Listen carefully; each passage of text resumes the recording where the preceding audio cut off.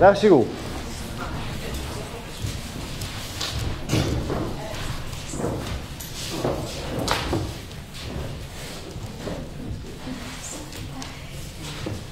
Tak.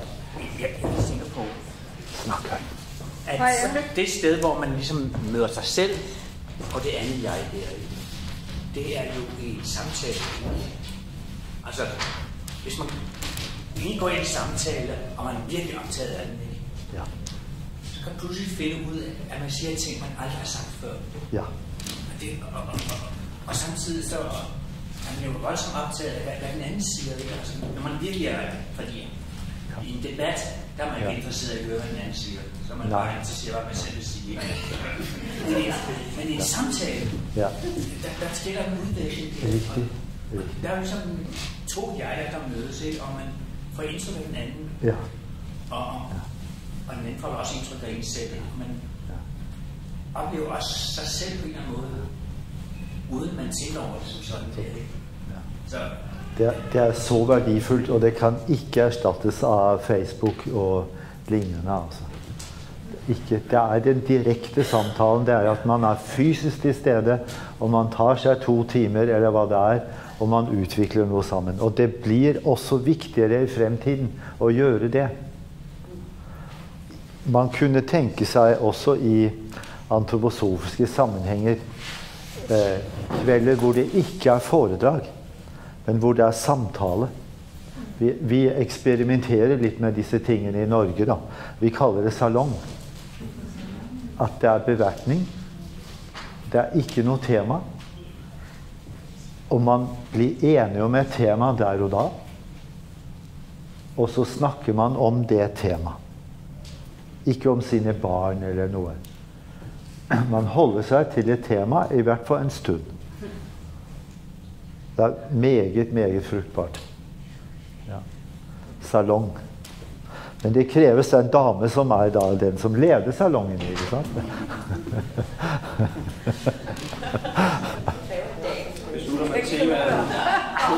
På stedet.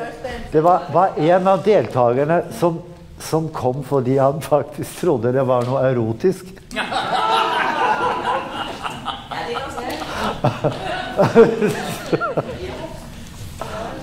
Ja. I dansk kulturhistorie, der har vi et vartehus, hvor der var en salon der, og der var en sådan kammerat, som var hovedpersonen der, og som fik, og bare som et sted for at danse kulturpersonligheder, der fik udviklet sig ved lige det der, den salon der. Der var steder økosmære, ja. Kanskje tiden er inne og prøve det på nytt. Fordi de fik også bekræftet i, at det var noget. Ja, prøve nye ideer. Det, jeg synes, er spændende og værd at reflektere over med hensyn til jeg. Man kunne måske sige sådan et ydre jeg og et indre jeg, eller et nedre jeg og et øvre jeg ud fra den der dobbelthed. Det er sådan noget med, at vi har den der drift i os mennesker, hvis vi indimellem kan vi i hvert fald mærke, at vi vil gerne have en form for betydning, som du selv siger.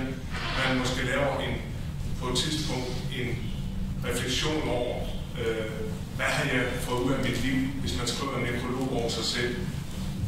Men der tænker jeg på, hvad er det falske, og hvad er det rigtige i det. Jeg tænker på for eksempel sådan en som Matt Breivik, ikke? Han har jo opnået nu at føle, at han har fået betydning i omverdenen. Han er så, man siger også i forhold til, nu har jeg pædagog arbejdet meget med børn, ikke? Hvis man ikke kan finde sin egen betydning på anden måde, så kan man i hvert fald lave ballade, og så på den måde få relationer, få mærke sin egen betydning. Ja.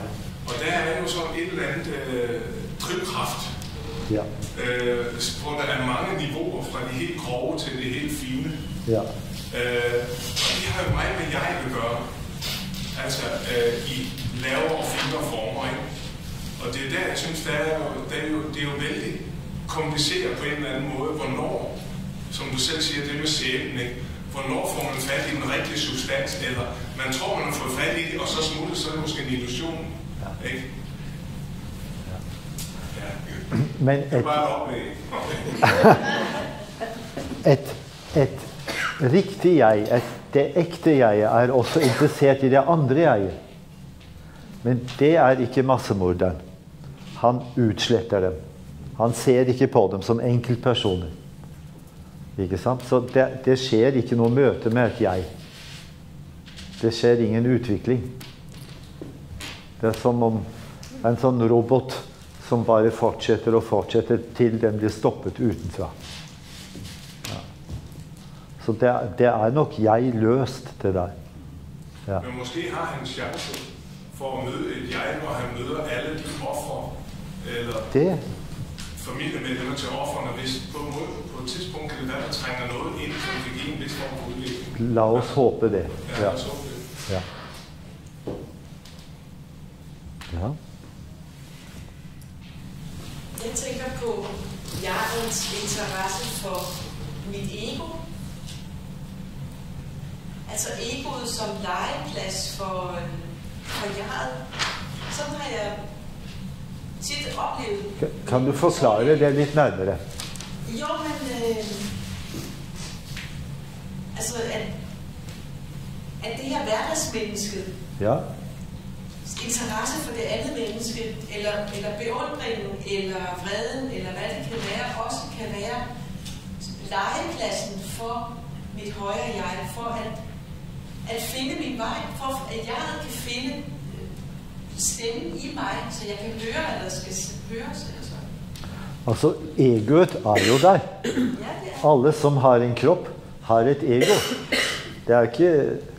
Det er kanskje Frans av Assisi og noen andre som ikke har det da, men oss andre, vi har et ego.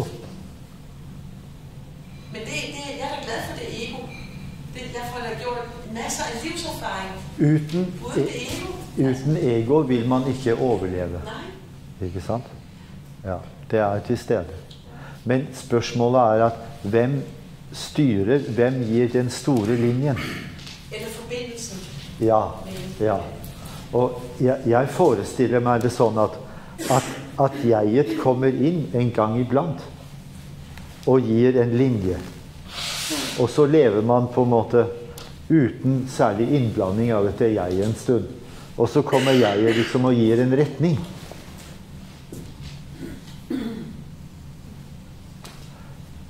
Jeg har heller ikke sånn ferdig fasitsvar, altså.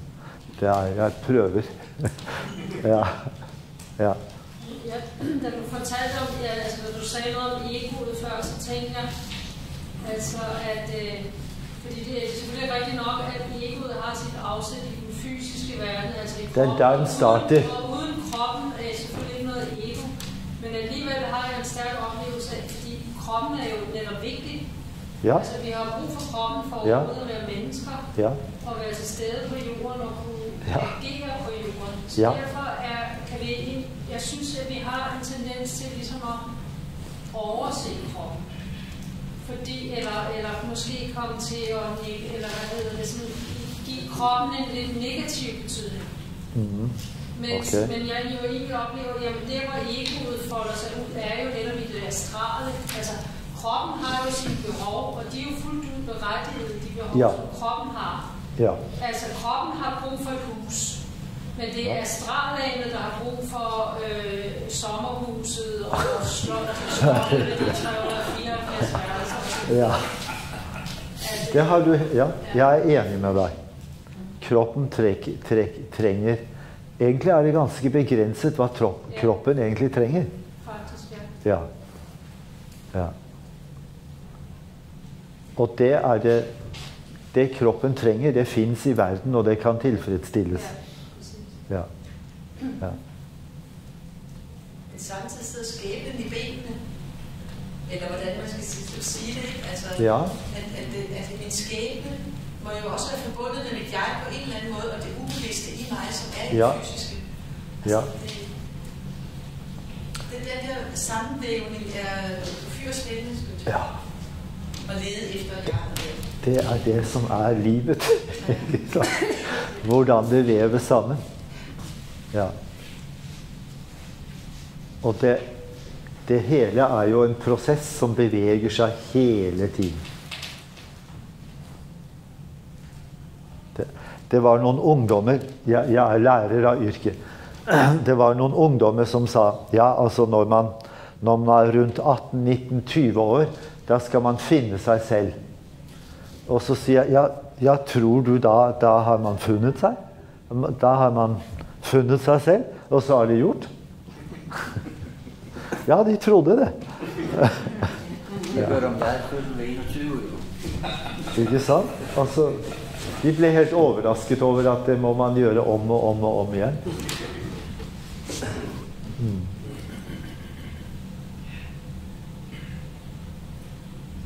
Du smiler så lurt. Ja. Jamen, det er jo rigtigt, fordi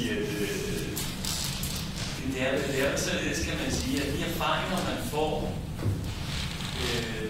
ud fra dem må man jo hele tiden vurdere det her med jeget og egoet. Altså, det kommer man jo til at stå med, hvis man arbejder med det, så kommer man til at stå med det hele tiden. For når det har udviklet sig, og man har gjort nogle erfaringer, så står man et andet sted. Og så er det en ny situation, jeg vil sige, så begynder man jo ikke forfra, og så går man videre. Og så er man noget sted, og så går man videre igen. Altså, hvis man går opad, det ved jeg jo ikke. Videre.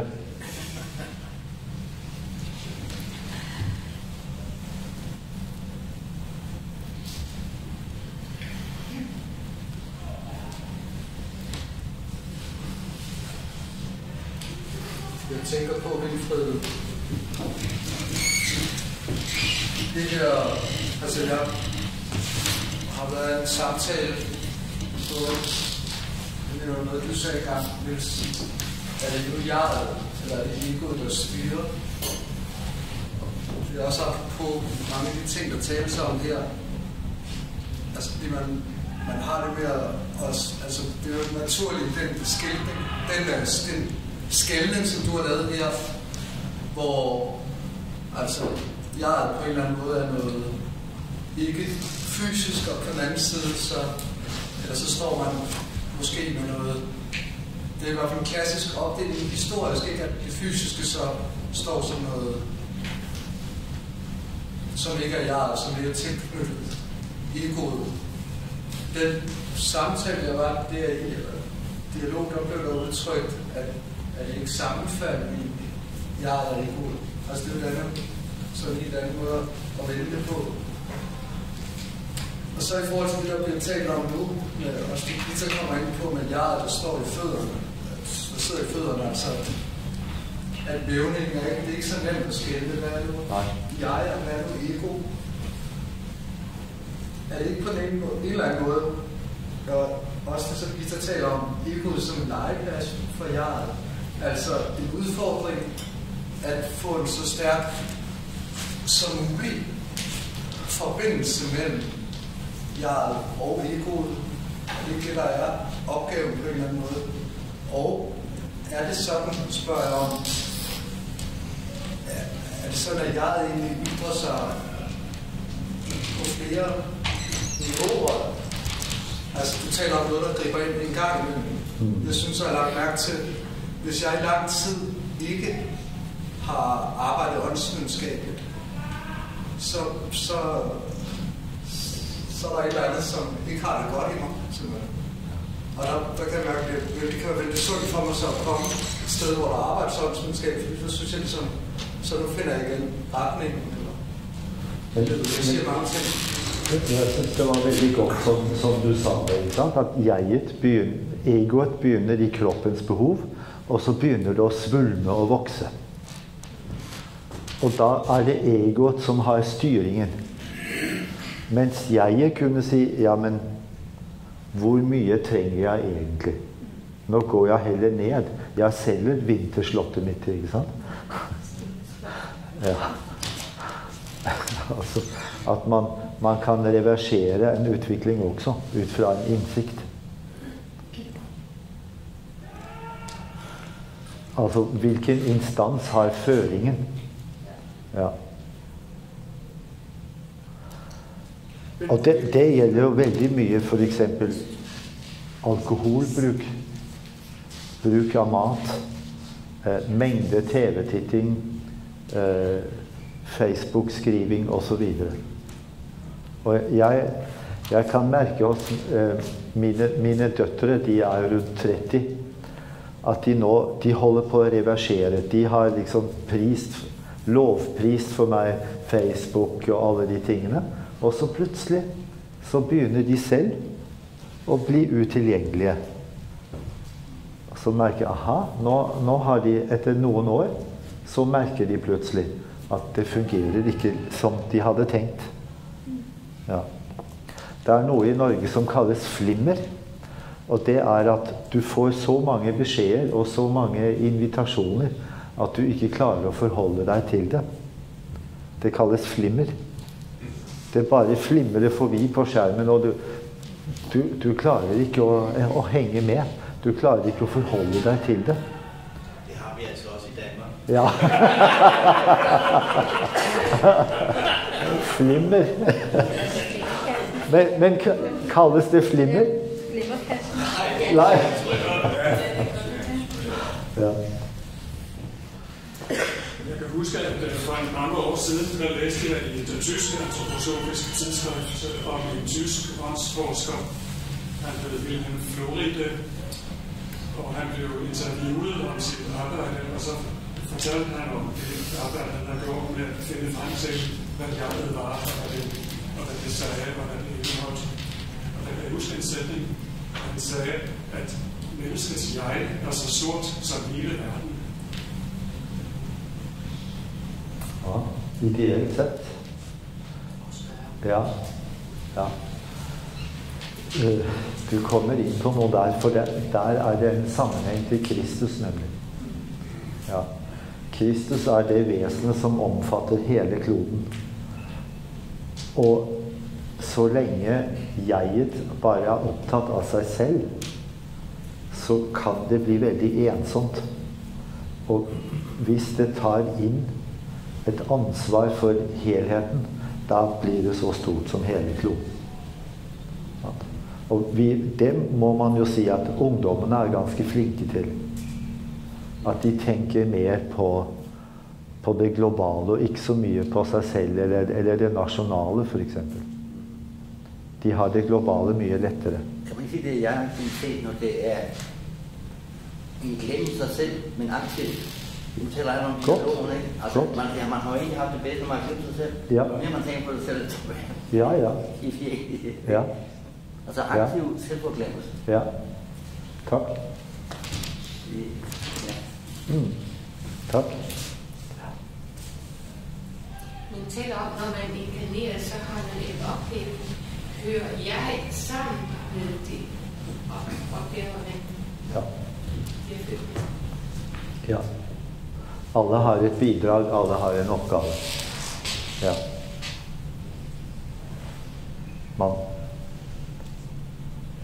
Hva man eslet til? Sier man det på dansk? Nei, hva er man valgt ut for? Det behøver ikke være noe storartet. Altså sånn i det ytre. Ja. Nu tænker jeg, du ud fra hvad jeg har hørt fra dig gennem morgen, så har du en vis kendskab til engle og din egen engle og så videre. Hvordan sammenhængen mellem jeg og så engle? Takk for et spørsmål. Det var et fint spørsmål. Når man vil ha kontakt med sin egen engel, da må man løfte seg opp i det høyere jeg. Så, den kontakten går derfra, og derfra går det rett inn i engleverdenen. Ja. Men fra egoet det ingen forbindelse. Så, det fra det høyere jeg, og så går man videre inn. Det det som veien. Ja. Ja.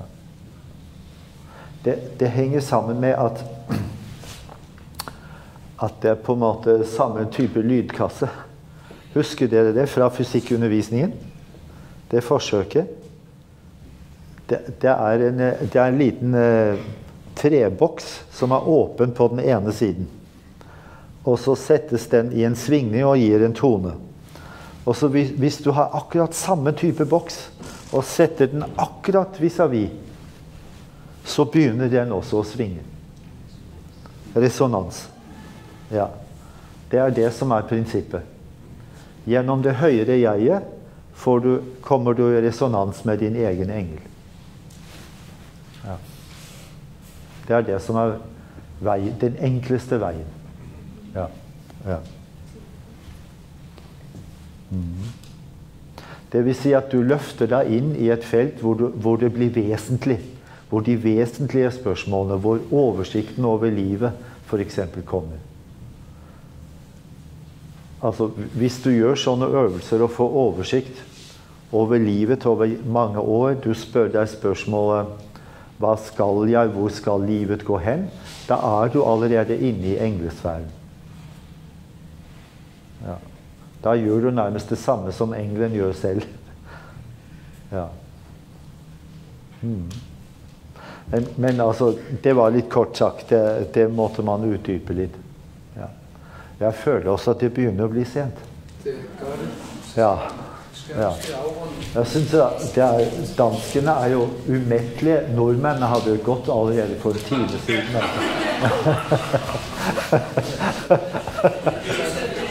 Det er et annet folk her, altså. Virkelig.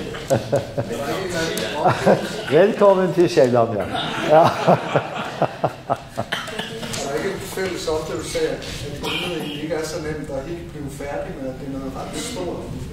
Det har du helt rett i. Jeg tænker også på det udsagn med Steiner, når han taler om, jeg lever af tænkningens nåde.